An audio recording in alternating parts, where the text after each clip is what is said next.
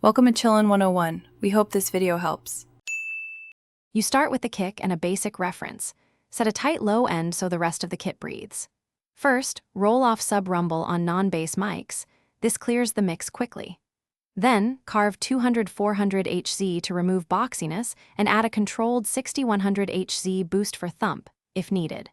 Once done, add a fast gate with a short hold to separate hits from bleed. This keeps the kick defined during busy passages. Next, move to snare, toms, and overheads where clarity and presence matter most.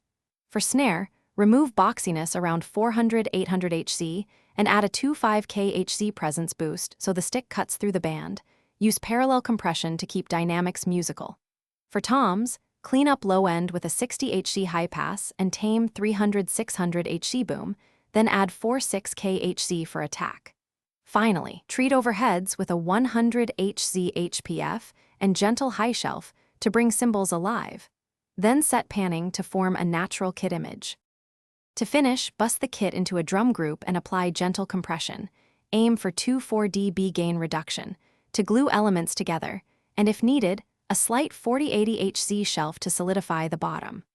Once balanced, walk the room to identify resonances and make narrow surgical cuts rather than broad boosts.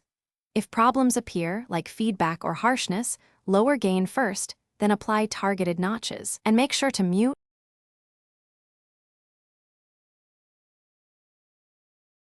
Thanks for watching. Consider subscribing if we helped you.